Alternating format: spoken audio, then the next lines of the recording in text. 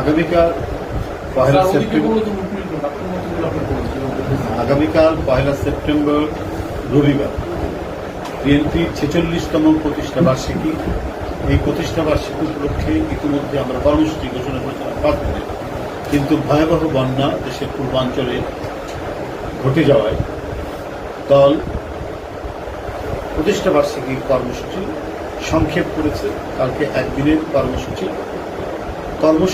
ইতিমধ্যে ঘোষিত হয়েছে। ঘোষিত কর্মসূচি অনুযায়ী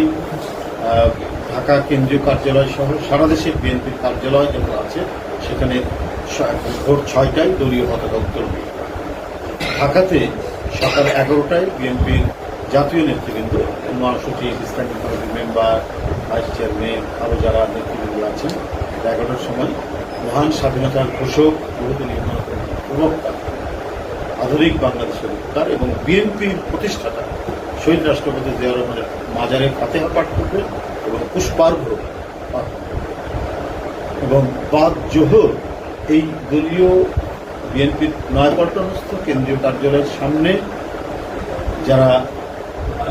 এই বন্যায় ভেসে গেছেন, নিহত হয়েছেন, তাদের আত্মার মাগফিরাত কামনায়, যারা আহত হয়েছেন তাদের সুস্থতা কামনায় এবং সম্প্রতি যে আন্দোলনটি হয়েছে, যে আন্দোলনে ভয়ঙ্কর স্বৈরাচারের পতন হয়েছে, এই আন্দোলনে যে ছাত্র জনতা নিহত হয়েছেন তাদের আত্মার মাগফিরাত কামনায় এবং যারা আহত হয়েছেন তাদের সুস্থতা কামনায় প্রতিষ্ঠা বার্ষিকী উপলক্ষে দলীয় কার্যালয়ের সামনে দোয়া মাহফিল অনুষ্ঠিত, দোয়া এবং মিলাদ মাহফিল অনুষ্ঠিত।